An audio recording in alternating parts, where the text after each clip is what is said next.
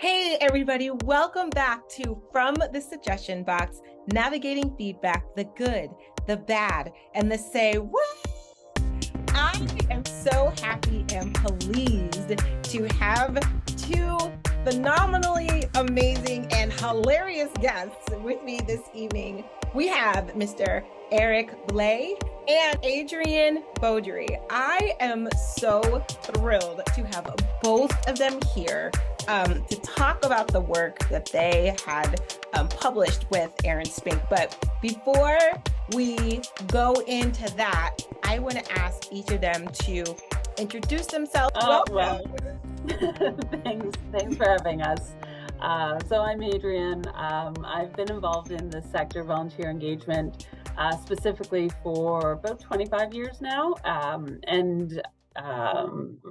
I'm one of those rare birds that also I wanted to do this my entire life. So this is specifically what I went to school for, and what I've always done. I know, right? So I've always worked as a volunteer engagement professional, and I've always been involved with professional associations. So I was a member of my local AVA, my Association for Volunteer Administrators. I was a member of PAVRO, which is the Provincial Association for Volunteer Administrators in Ontario. And then I've also been involved with my national association, which is VMPC, which is Canada-wide. I've always been involved, and I love what I do most days. There are some times throughout the day where I do but that's okay. I love what I do. This is the greatest profession ever. So thank you so much for having me here today. Oh my goodness. Yes. Welcome. Yes. And rare bird. Like, I think I started like a scratch pad of people who've actually like went to school for this and made it their profession, because you are definitely rare. So that is, but I love to hear those discoveries and hope to have, and I hope by doing podcasts and doing things like this, that we create more use.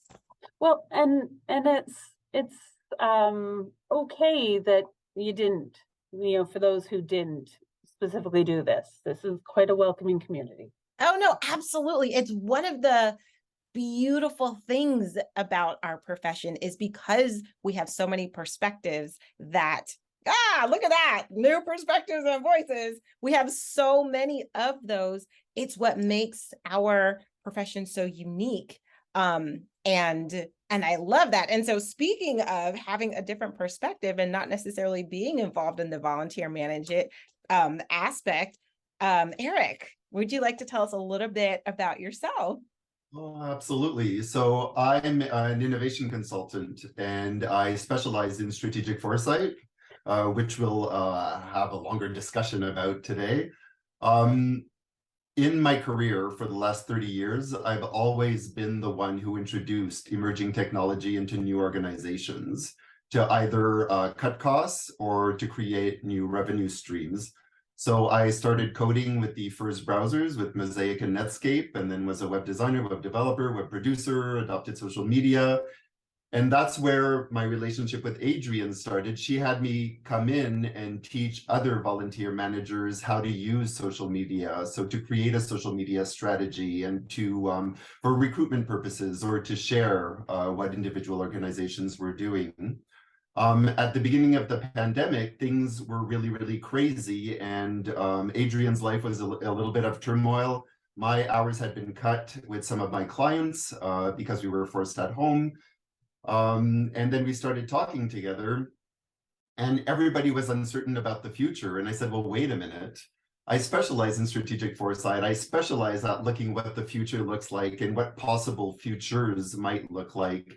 So why don't we combine both our needs? You want to look forward and see what's going to happen in your own industry or domain. And I want to sharpen my mind because I've watched so much TV, ate so many chocolate chip cookies, a few bottles of wine, maybe. So I was fattening the curve, not flattening it. So it's time to get back to work. Sorry. And so we wanted to see what's all this world going to look like. And at that moment, it was massive change. And what was really unique about it is almost everybody around the world was living that change at that time. And nobody had a clear understanding of what 1 year, 3 years, 5 years from now that would look like. And that's how we came about. And that's how this article came about as well with Erin. Beautiful. And perfect segue. So if you haven't been following for the last couple of episodes, this all started when I had the opportunity to sit down with Erin Spink, the amazing Erin Spink, and we were talking about her ebook, her most recent ebook that had come out. Because right before she published it, I had talked about this year for my podcast, I wanted to talk to people with different perspectives and just hearing new voices in the industry, because so many, just like we were talking about a second ago, Adrienne, it's just like so many people have come from so many different backgrounds who bring complete different perspectives. And I wanted to start highlighting those to hear different things and how different people see different things. And so maybe, I don't know, a week or two after I had decided that, this amazing ebook pops up in my LinkedIn feed, and I'm like, Erin, we need to have a chat. And then after speaking with her, I was like, I need to speak to every person who contributed to this ebook, because it was phenomenal. And a lot of it was things that I hadn't heard before, but more importantly, it was a lot of things that I had heard before, but from a different perspective, which was the whole point. And I just got so excited about it, because sometimes it's just like, we need like that extra like shot of adrenaline and just being able to see things from a different perspective, because it could be, sometimes you can look at a picture 100 times and get a different person. You just, move to the right or move to the left or turn a little bit. It's now a whole new picture. And that is what I felt happened with the ebook. And so that was why I reached out to these lovely people here to have this conversation. And I love hearing the story about how you all came together to even put it together. So I have many questions. One of them that I like to ask everybody is, how many times did you have to revise it to get it down to like, what was it, like 2 pages? I was like, goodness, how are people able to do that? Oh, it's less than 2 pages. It's, I think, like 750 words. It is concise, to say the least. It was not bad, actually. Eric and I haven't really worked together in this way before. So thank goodness for Google Docs. He would take a stab at it, and then I would go in and take a stab at it, and then it actually was good. And I think our styles sort of complement each other, because he's very smart and he puts things in a really great way, and then I go in and make it a little more flowery and pretty, and then he would say, oh, what are you doing? And then he would do it that way, and it came together fairly well. Love it. Love it. Okay. So for people who have not had the opportunity as yet to read it, and they need to, and I keep harping on it, the article that you all wrote is entitled Predicting the Future of Volunteer Engagement with Strategic Foresight. So the first question that I'm going to ask is, let's define strategic foresight. When you say that, what do you mean by that? It's the study of the future for an individual purpose or a specific goal. So there's 2 main activities that happen in strategic foresight. So the practice of looking towards the future, if you like. One is trend research and analysis, and that's what we were talking about when the pandemic hit, and what volunteer engagement might look like moving forward. The second part of it is scenario planning, so scenario building and planning. So the first exercise, the trend research, it's based on empirical evidence. There's a lot of research using all research methods, both primary and secondary, Usually a lot of literature research that goes, or a literature review that happens with it as well. So, you know, steeped in some kind of very sturdy research method, something that you can rely on. The scenario planning, however, is a creative endeavor. So it's all based on conjecture, and what you're looking for is plausibility. And in strategic foresight, we don't believe that there's one future, and we don't believe that anybody can predict the future. What you can do is, by studying the environment around you, you can start determining what different futures might look like. So if this continues, this type of behavior, this is a great example. So I was actually researching the future of work for an online course I'm developing this afternoon. And as I was looking at it, there's a lot of discourse right now on hybrid work. And at first, all the big technology organizations were saying, no, from now on, people can continue working from home. Then when the restrictions started lifting, they were like, well, we'd really like you to come back to the office 2 or 3 times a week. And then now they want people to come back because the downtown cores are suffering, or where there's big office buildings, they're all suffering. All the businesses around those buildings are suffering. Public transit is suffering. It really has a systemic impact. So that little hybrid working method has an impact on multiple aspects of society.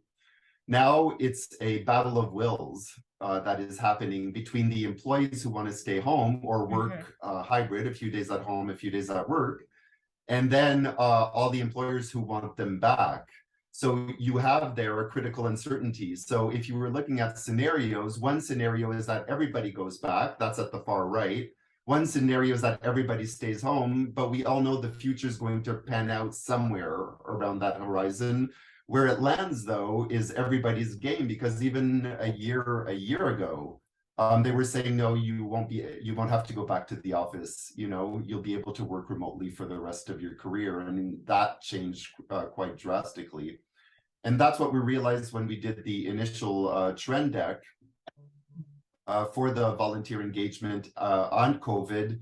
We had very conservative horizon lines. We looked at what would happen a year from now, what would happen in 3 years and 5 years.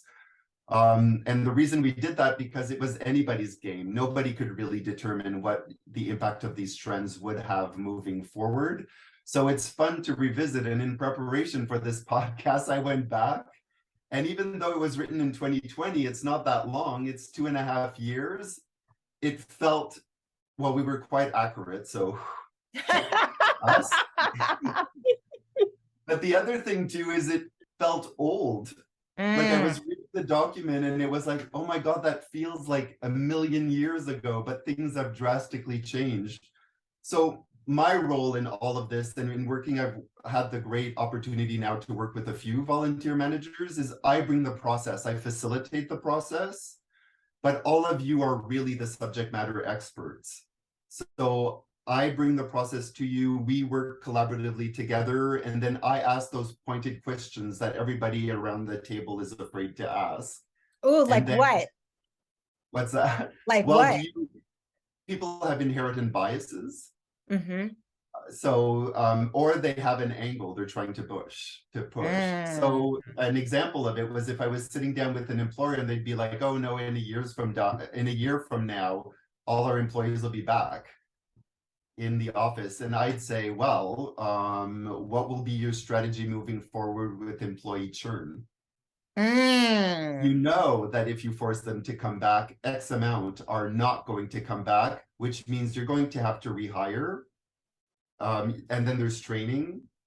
And then these are all things that are happening in volunteer management on a day-to-day. So regardless of if there's profit or not, and it was one of the items in the article as well. So that's my role in this endeavor. Wow. That's, yeah. I'm speechless. I'm sorry. My brain is still like processing. Adrian, do you want to add anything onto that? Well, and it was a huge gift working with Eric, bringing that perspective. And I would encourage others in our sector to reach out to those outside of the sector. I think that when we bring in other perspectives, that's when we learn and grow. Yes. So at the beginning of the pandemic, I was working for another organization, and like many of my peers, I was laid off, and I wasn't sure if I'd be coming back or not. And then the opportunity to change jobs came up, and it's like, well, sure, why not? Because I didn't know what my future was the other place. And so, but I still had about a month and a half, 2 months where I was laid off, I wasn't working. And so during that time is when Eric and I started this work. And it gave me something to focus on and work on. But it helped me change the way I look at things. I read things and analyze things and pay attention. And so when I was interviewing, because you get asked what are the trends that are affecting the sector?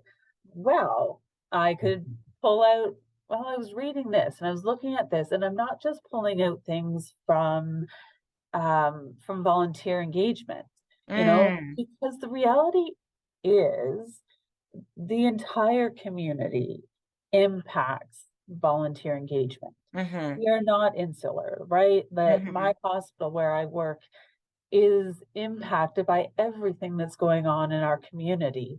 And so when I could speak to the trends in my community and how that's impacting my hospital and my volunteer base, then it stands me in better stead. It got me the job. And I remember my director saying to me, "You're a visionary." Ooh. I've never been told that before, and I hadn't. So when I've been doing this for a long time, but doing this process brought me to another level, helped me learn new skills, think more critically, think more strategically, really start to analyze and ask questions. And, as Eric's saying, he's asking those questions, even things like one of the trends we talked about was sort of related to the safety. Okay, so are volunteers coming back? Yes or no? Okay, well, what's going to bring them back? Right. Okay, if we bring them back, where are they going to sit?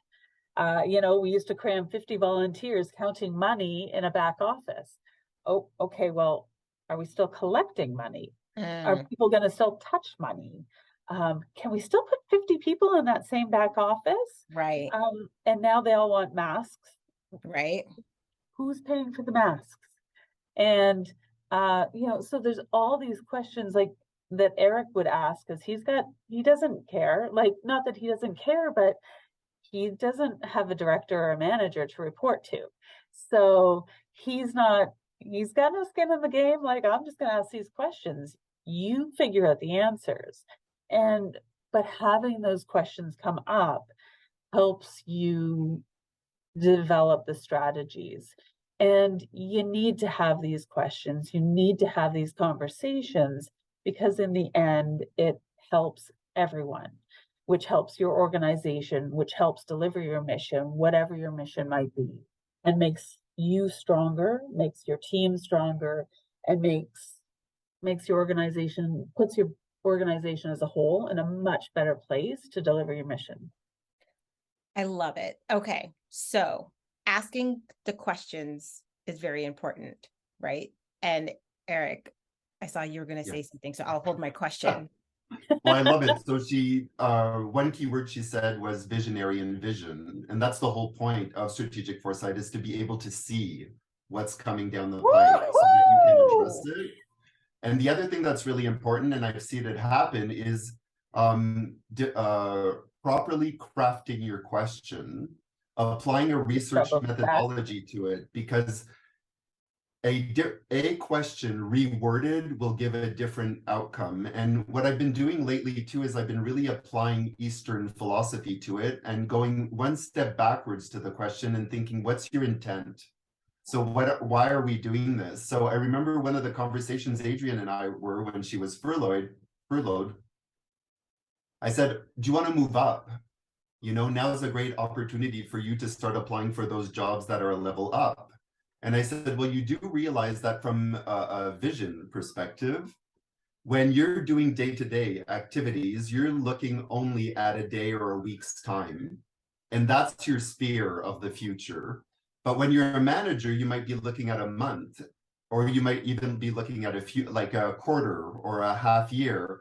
When you become a director, all of a sudden you're thinking 1 year, 3 years, 5 years. And if you move up to the C-suite, then you're looking, how do I sustain this organization for the next 10 to 20 years? And then you backtrack and you make sure that all your day-to-day activities are aligned with where you're going. Now, strategic foresight offers you, what will that environment look like in 20 years? So are the activities you're doing now able to address the problems of that time? The other thing she mentioned, which is really great, is because we worked together, it was a collaborative program. I facilitated the process, but she felt ownership on the trends, which meant that because she was part of the entire process and the research process, she could confidently sit when she was giving an interview because she knew them inside out. It wasn't a struggle. It wasn't, oh, Eric sent me a deck of 33 trends that are coming down the pipe. And they could be random trends that don't necessarily answer what our initial question was or what our intent. I mean, between you and I, the intent was to see what will happen after COVID. Right. So I had a vested interest in it as well. But also one of the big intents was to help Adriane continue her career, to not let this furlough be like the biggest hurdle, and and to set her up so that she can move forward in her professional life as well. So I find it's always more effective the more people are involved in the entire process. If you have, and the one sideline that I've noticed, I gave a strategic workshop last year. It was for people that work with functional mushrooms. So there are 4 types of mushrooms. They're the ones that kill you, the one you eat, the one that give you a really good time. And then I wasn't going to use, and there are the ones that help you with, that have really big health benefits. So we were working together and working on a strategic foresight exercise. And what I realized was it brings a team together. So the more people you have involved, they get a sense of ownership of the entire work. And so as you're moving forward, you can go back to the work that you did together and go, remember, we discussed this, this is what's happening. So it solidifies the team, especially when you're talking about the future and it can be really, really nebulous. Oh, that's okay. So many great things. First of all, I'm glad that I waited to ask my question because you actually answered it. It was almost like there was ESPN in there. Now I know it's ESPN. I saw the future. Yeah, you did. Because I was like, so I hear that it's very important to ask the questions, but how, like, what questions do you ask? How do you ask them? And what I kept hearing while you were talking was almost kind of like anyone who's been around a toddler, like, or, a 2-year-old or a 3-year-old, and they're always like, but why? But why? And you give them the answer and they're like, but why? And then they give them the answer and they're like, but why? And you're like, would you? But just keeping to, like you said, dig at it, and whatever it is, like, so that you can get to the foundation of what that is and figure out at the very, like, get you to the point where, like you said, you figure out the intent, because that is going to help to build back up backwards everything that you are looking for. So the question that I then have is to volunteer engagement managers who are listening to this, who are like, but I am so caught up in the day-to-day. That is so great. And I know that's wonderful, but I manage 5,000 volunteers. I'm the only one in my department. How, and I understand that doing this will be beneficial to me, but how do I even start? It seems very overwhelming. What would even be the first, like, what is something small that I could do to even start down this path?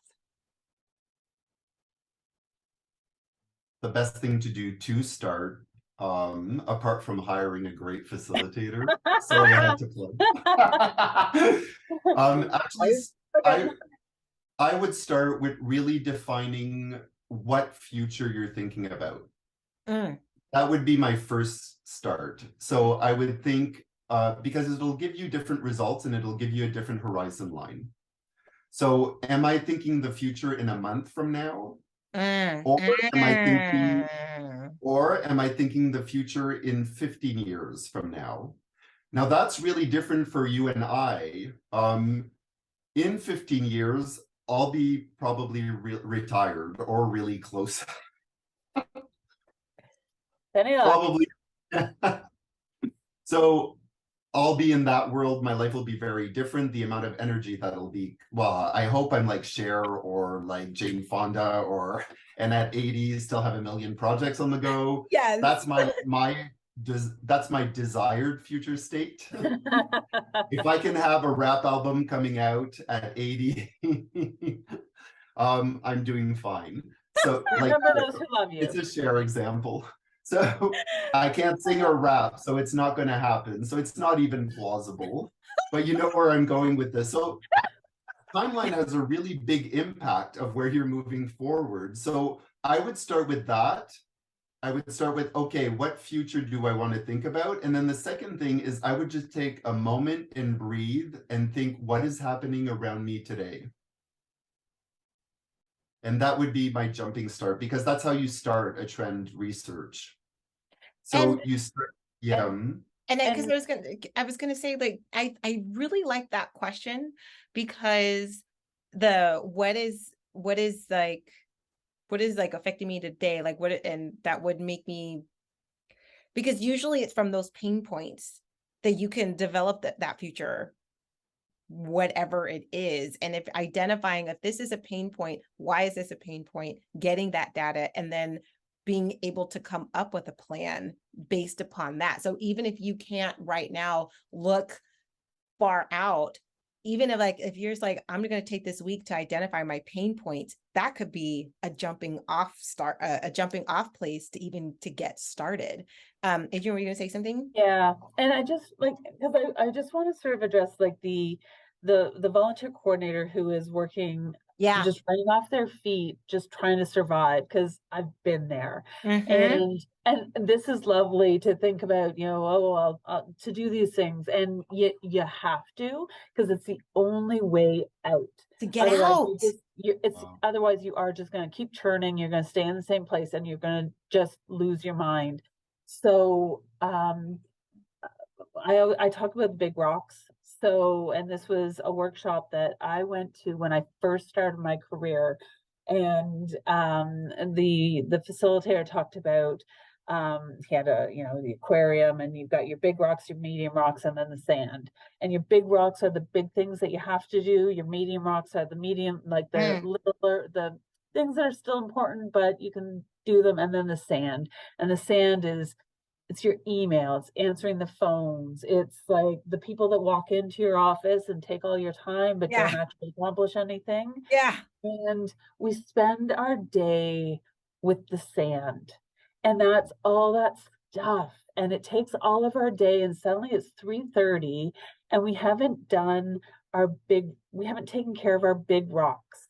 And you have to make time for your big rocks. And whether that means you have to physically go out and get a big old rock and put it on your desk to remind yourself to do it, or put time in your calendar. And if you have the luxury of finding some quiet space somewhere in your office or in your car, or coming in late, or talking to your manager, your director, and saying, look, I need 15 minutes. I need half an hour once a day, once a week, 2 times a week, whatever it is. You need to gift that time to yourself. Otherwise, I've been there. I've gone just losing my mind. There's so much I want to do, and I'm so bogged down in the mire of, and don't get me wrong, the sand is important. Because there's important things. Those are your clients. Those are those meetings that you have to get to. Those are the emails you have to reply to. It's important, but it's not as important as putting together that project, or putting together whatever that big rock is. So looking at those pain points, like what you and what Eric are saying, like those are the important things. And if you don't take the time for it, you're never going to accomplish it. Yay. So make the time for yourself. I love that. I just adding a strategic foresight spin to it is when you are in the sand. When you are in the sand, all of a sudden 3 years have gone by. Yes. And you find yourself in a different world, but still using probably the same services, products, or methods that you've used. And this goes out to all the doctors that still use paper files to this day.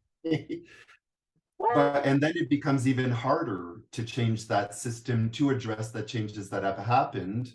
And if you had gotten a big rock or carved some time out of your calendar, you might, you know, things can go different ways, but you might have been able to address it sooner than later. And again, acknowledging it's not easy, but you're worth it. Like your clients are worth it. Your coworkers are worth it. And if you can't do it yourself, find someone in your team or within your company or your organization and ask them to help you. Like there's someone in your organization that's good at strategic thinking or that might know about strategic foresight, or you could email Eric. You're welcome. Just putting it out there. That's right. Yes, I didn't say you could email me, but you could. Like there are resources out there, and frankly, in the field of volunteer engagement, we are a helpful bunch. And so you can reach out to colleagues, and if you whether you're connected to your local AVA, Association for Volunteer Administrators, whether it's formally or informally, reach out for help. Because we know people, we're busybodies, we know people. But within your organization, within your sector, someone can help you figure out whether it's a strategy you need or a person you should talk to. Reach out for some help and guidance, but don't expect them to do it for you. You still got to do work. Right. And so kind of flipping the script just a little bit, just to kind of help people get a little kickstart. What would you say are the trends, the big trends that are affecting volunteer management today?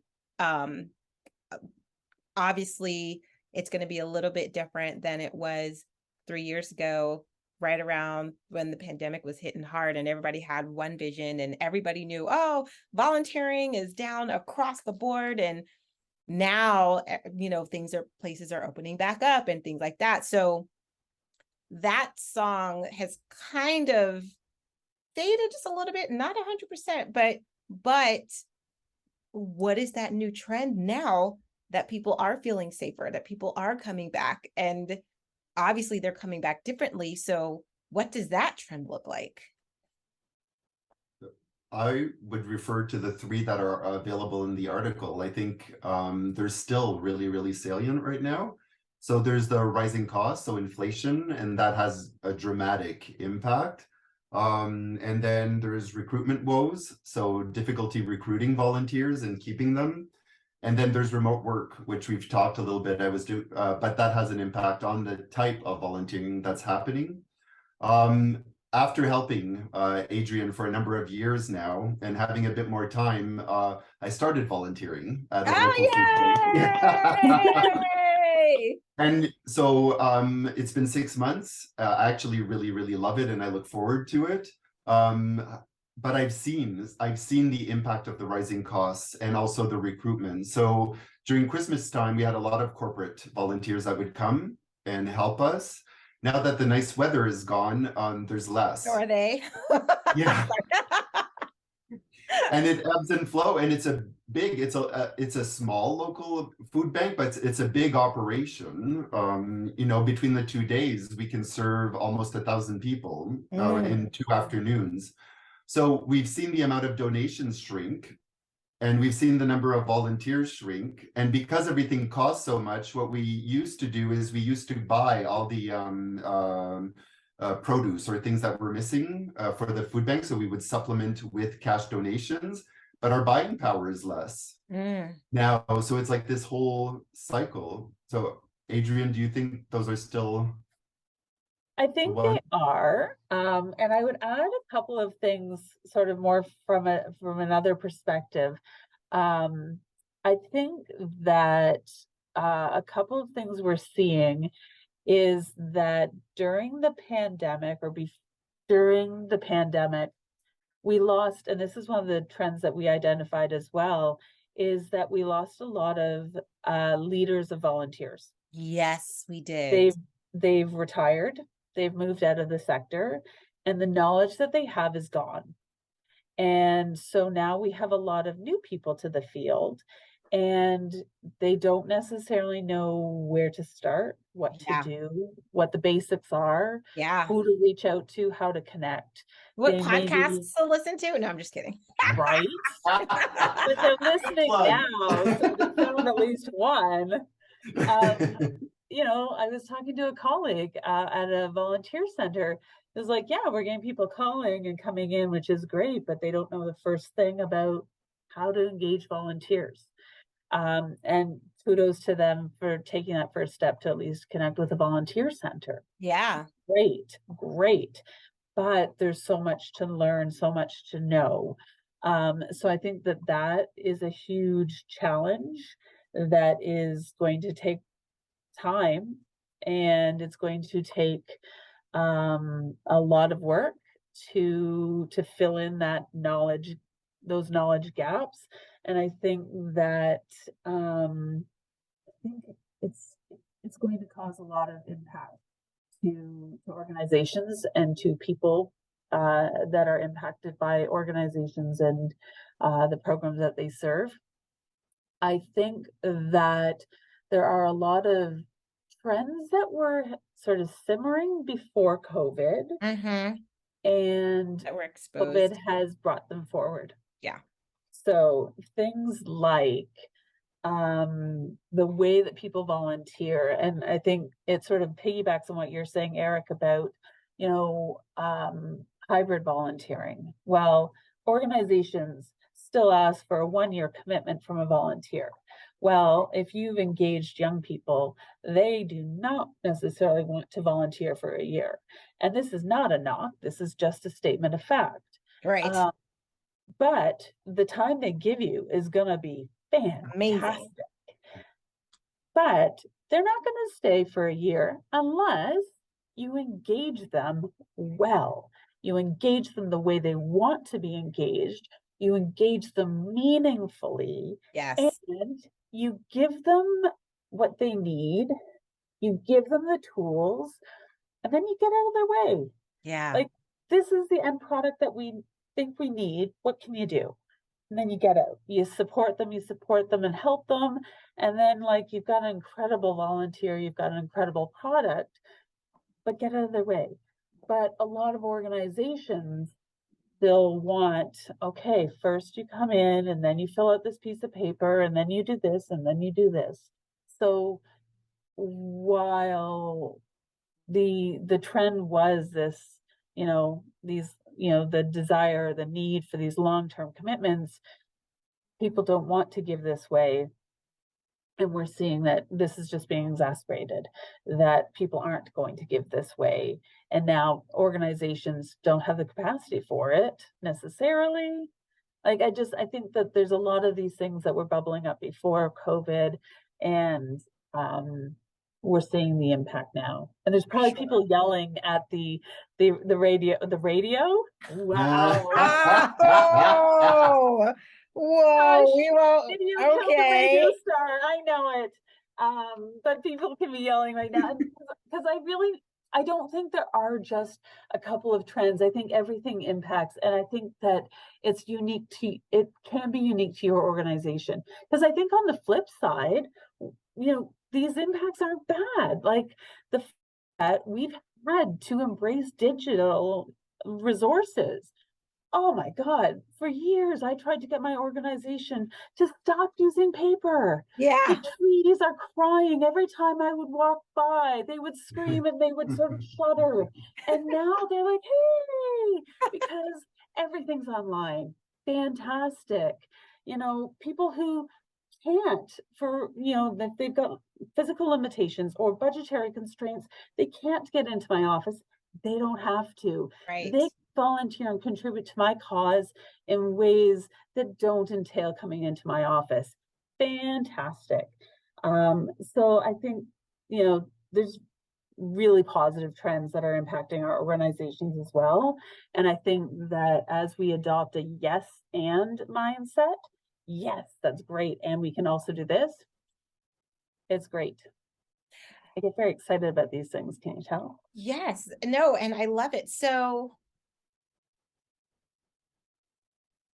as these trends are happening and people see them, like I am a big, like as part of, and this kind of can all maybe like come together, because one of like the big ways that I like to train people is through scenarios, right? Like, let's say this happens, how would you respond? Let's say this happens, how would you respond? How would you respond? So as people are starting to see these trends, and like you said, like, okay, well, I know we want a young person to volunteer for a year, right? And like, okay, let's say we make this one switch and figure out all the different scenarios. Do you think people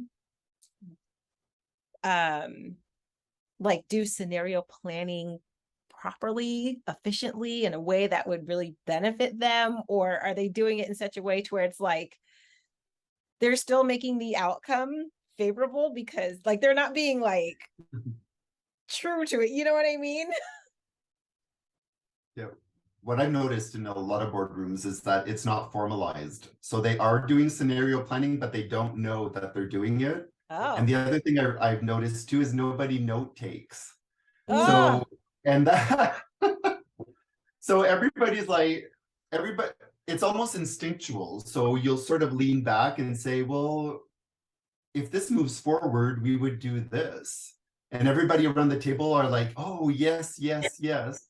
And then nobody's noted it down. Nobody's thought about what this might entail, what activities, what resources are required, how long it would take to deploy, is it even feasible? And then it's pushed aside. And then 3 weeks later, the same people are and they're like, oh, we hadn't considered that. What happens? Oh, we talked about it the last meeting. Yeah. Is it still real? No. Yeah. No. And no notes taken. Yeah. Then 3 weeks ago, it comes back on the table. And then there's always the naysayer, and they'll be like, no, we're not doing that. And then depending how much power and clout they have, yeah, the whole activity gets shut down. Again, it's not noted. And then 3 years have gone by, and then whatever they had predicted was going to happen. Because that's the really, really funny thing. When you're doing scenarios and when you're in a room full of subject matter experts, they are able, from a heuristic perspective, able to see where the future is going to land with quite some accuracy, especially if it's in a 5-year time frame. Like over and over, futurists say we're really good at predicting 5 years, and everything after that is like the toss of a coin. But I mean, you can imagine different scenarios. You can still work with that, but it's not as precise. So it's odd that they would have all this brain power and they're doing all this work, but there's no follow through. And then there's no record of the work that they've done. So if a volunteer engagement leader, volunteer manager is listening to this, and they may have never even heard of scenario planning, right? What would be like 3 tips to give them to be like, yes, number 1, you should be doing this, but this is how to do it effectively or efficiently? I would start by thinking of a pain point or of a trend that's happening around you. That's always your starting point, because you want it to be based in reality and not something, that might happen or not. You want that level of plausibility or possibility that's tied to it. So just start with one thing, and it doesn't have to be complicated. It could be a phrase or a few words, but that's your jumping off point. Now, when doing scenario planning, because everybody's biased, I would always do the plus or minus. Well, So what's that? everybody around the table says what their plus is. Like, I think the scenario, the future is going to be like that, and that should be your baseline scenario. And then you should force everyone around the table to say, what if it doesn't happen? Like, what is the opposite of that? What do you do then? And every time I've done strategic work like that, nobody wants to talk about something failing. Nobody wants to be the devil's advocate. Yeah, nobody, like, no, it will never happen. But then they're surprised when some elements of that scenario, because we all know the future is going to land in between those two scenarios, maybe to the positive one, maybe to the negative. Now, if you really want to challenge them, make them come up with an alternative scenario. And this doesn't need to be onerous, and it doesn't need to be long. It can be fun. It's a conversation around the table. But all of a sudden, you can do this in half an hour, 45 minutes, but note it down. And then all of a sudden, you have 3 scenarios which can inform your strategic plan moving forward. Okay, I want to do a sample one. It's not going to take 30 minutes. It's going to take like 5. I want to do like a practice. Okay. Let's say we have a new volunteer position to have IT volunteers. Okay. Help out with computers. Okay. So, because let's say, because I'm identifying the pain point, the clients that we serve need help using need help using computers. So let's bring in IT volunteers. So then the idea would be, that's the idea, right? So then how do you do what you just said, but with that scenario? Okay. So first, I would dive a little bit deeper so that when you're looking at trends, the OCAD, where I studied strategic foresight, the Ontario College of Art and Design, they define trends as observable behavior repeated over time. Okay. Okay, so observable behavior over time by multiple people. And then, so you start off, so you have a whole new IT people that are there, but their main goal is to service your clients, right? Okay, so then I would either dig deeper down and look at who your clientele is, because different age groups have different relationships with technology, and everybody is aging. So what I'm saying, one research study I did, I looked at older adults and the use of emerging technology to address certain of their issues, but I had to use 2 different groups. So I was looking at a 20-year time frame. So I interviewed people that were already 65 and over to see what their relationship and how they interacted with technology and how they adopted it. But I also interviewed 40 people in their 40s, because people in their 40s now would be 65 and over in a 20-year time frame. And since they've worked and they've had cell phones, their problems or views of it. So that's where I would dig deep. Remember formulating that question where we got back? So when we were looking at the scenario, I'd say, okay, well, who is your clientele and what is their existing relationship with technology?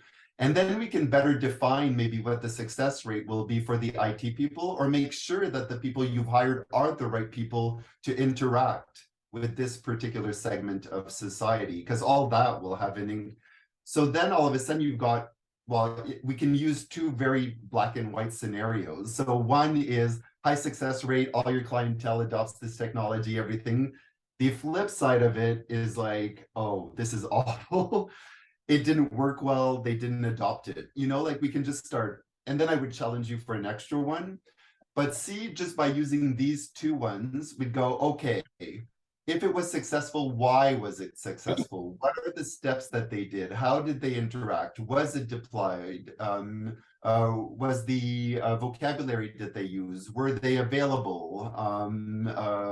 Were they cognizant of this technology, or were they educated using it? And then if it failed, okay, let's talk about why it failed. So what are things that could make it fail at that point? And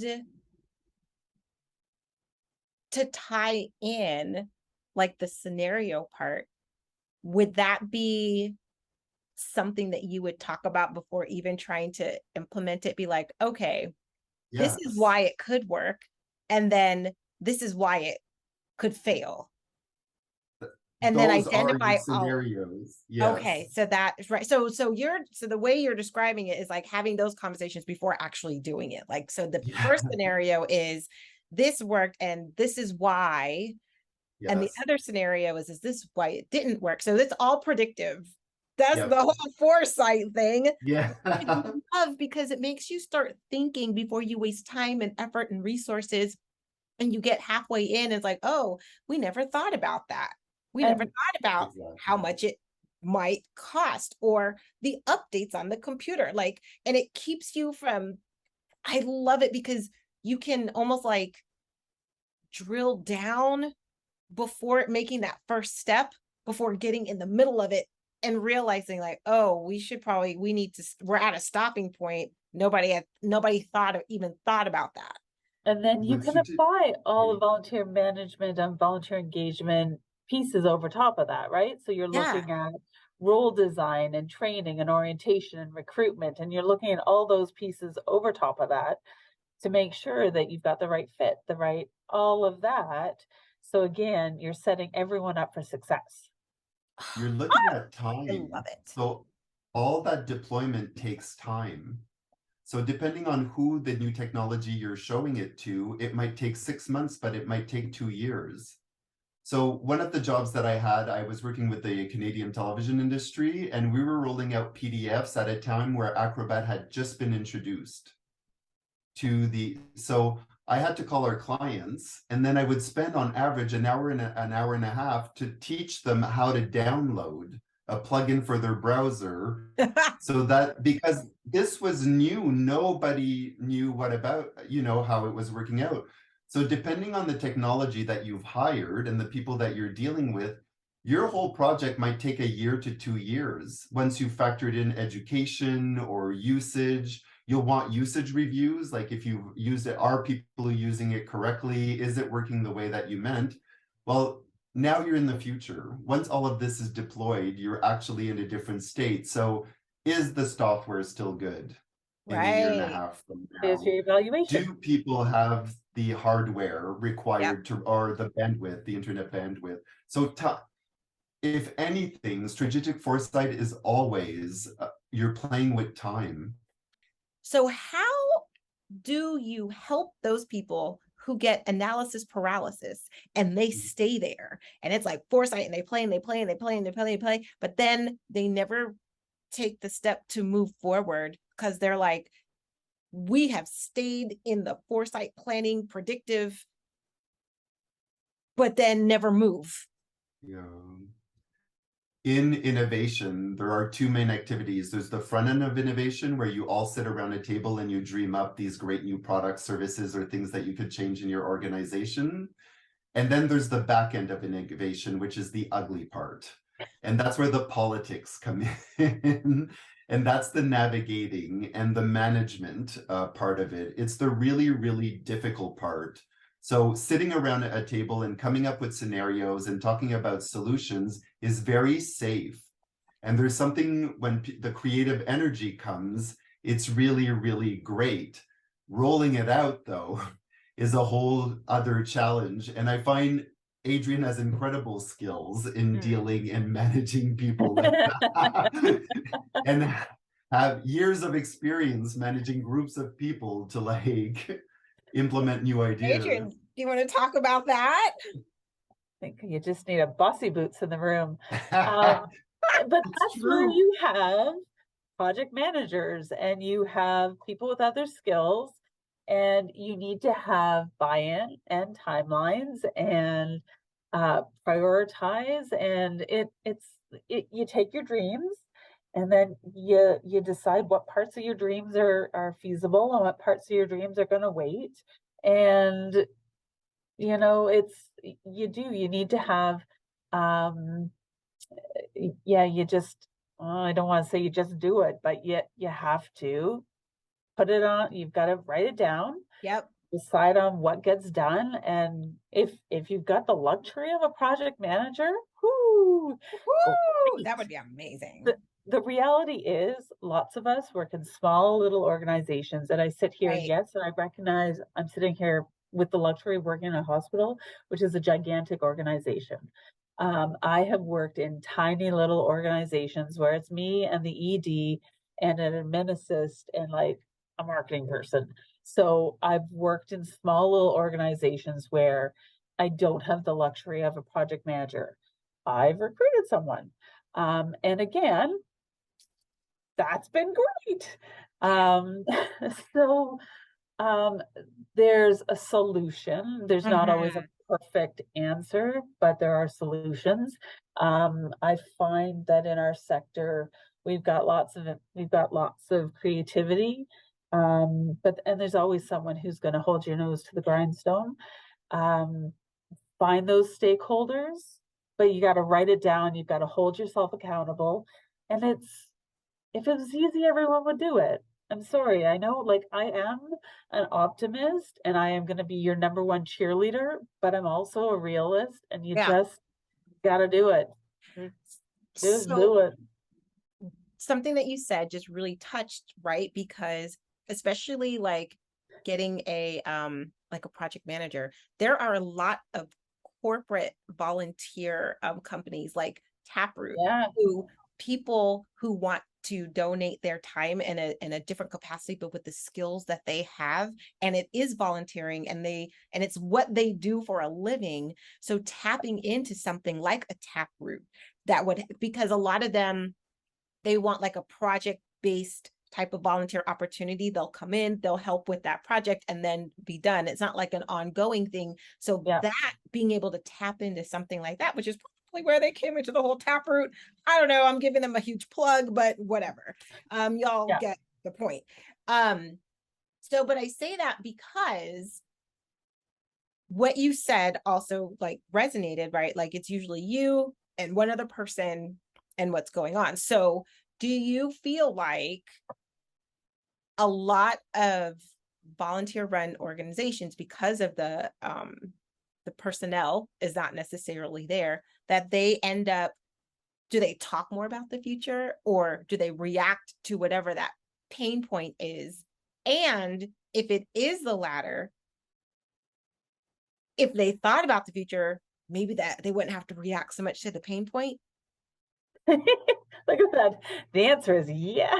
But the reality is, like, think about it. The last 3 years, we've all been just reacting. Yeah. We've all been running on adrenaline and just reacting. So yeah. And I think that it is a luxury to be able to stop and plan. And it's not just a luxury, though. I think we're at a point where you got to realize it's not a luxury. It's not a nicety, it's a necessity. Right. A lot, one of the common definitions of anxiety is it's the fear of the future. But there's nothing like talking about the future and planning for it to relieve some anxiety. Yeah. But I mean, we're also human. And we're caught in our day-to-day struggles. And I think the reality is that it'll be a mixture of both. But if we can start, it's like exercising or eating right. If we can carve out time to, devote, and it doesn't need to be, 2 days, a week long, whatever, just a little bit of time to talk about what's happening in the world around us and what is the impact and implication moving forward. I think I accidentally just like threw up signs too. I need to do that. I meant to like point, but my fingers were like in weird ways. So I didn't mean anything by that point. This has been amazing. Is there anything else that y'all just want to throw out there about any of this? So I would say be careful of the trends you observe right now. They're not locked. So what I'm seeing is we just talked about the massive change we all went through when the global pandemic started.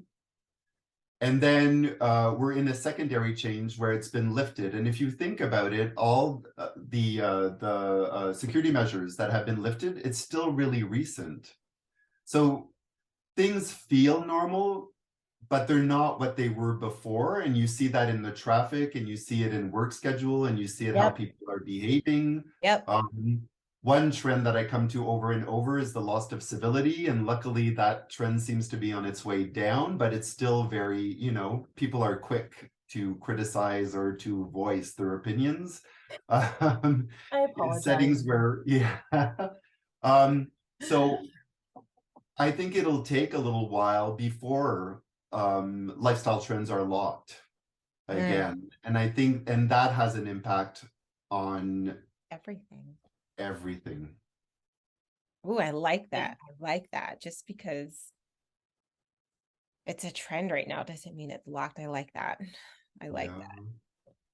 And I think I would encourage those of you listening or watching to sort of try something new, try something that might be outside of your comfort.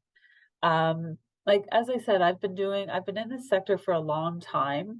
I think that lifelong learning is the only way that we grow and succeed. I think that we are so lucky that we live in a time where technology enables us the opportunity to reach out and connect with people everywhere. I have connected with colleagues in Australia and the UK and the States, across Canada. I mean, I didn't realize that, Nicole, you were in Florida until you dropped a dang it. Dang it, y'all. And you know, there are, and we also work in a profession where people are so generous with their time, their talent. Not everyone, but so many people. If the phrase strategic foresight is sort of daunting and you're not quite sure what that means, that's okay. People who know what it is are happy to explain it. The number of times Eric and I were sitting there and he would sort of like, well, let me rephrase that. And would sort of rephrase or ask the question in another way, because he's the sector expert on this, and I'm the sector expert on the volunteer engagement things. And so between the two of us, we brought our knowledge together and created something really cool. And when you don't have to know everything, but when you know the people that know the things, then together, you know lots of things. And, you know, try something new. Try something to push yourself out of your comfort zone. Try something new. And this was, you know, a great example. So thanks for letting us talk and talk and talk and talk. Of course. And just to piggyback on what you said, the podcast that aired last month, our guest, she said there's no growth in the comfort zone. That just really like resonated with me when you said that. It was just like there was no growth in the comfort zone and collaboration. We talked about that the podcast 2 months ago with Kayla and Tracy. They were talking about collaboration and how it made the article that much better, the work that they worked together that much better. It reminded me of the African proverb that says, if you want to go fast, go alone. But if you want to go far, go together. There is something about having the different perspectives, the different strengths and different weaknesses, that when you bring them together, there's nothing like it. Nothing like it. Before we wrap, one last question I have. Do either of you all have anything big on the horizon, any big projects that are coming up that you want our audience to know about? Well, actually, I'm publishing an Introduction to Strategic Foresight course on Udemy or udemy.com, and it should be ready in the next couple of weeks. Oh, that is amazing. Oh, yes. So I will make sure to put the registration link down in the show notes once that's ready, because I know I want to sign up to take it, because this has just been just eye-opening, and I am so grateful, and I would love to engage in that type of course. So I will be looking out for it. Thank you. No, thank you. So how do people reach you? Y'all both were like, So everybody can reach me off my website. So it's ericleoblay.com is the best, and it has my LinkedIn on it, and it has a form to reach me. Wonderful. Probably best just to find me on LinkedIn. Okay. And both of their information will be linked into the show notes, so definitely find them there. Thank you all both so much. This was a great time. I haven't laughed this hard in a really long time. And the funny thing is, if you were listening or watching once we hit record, you didn't hear all the laughs. All the laughs came ahead of time, which is why I was cracking up so hard when I was introducing people at the very beginning of the podcast.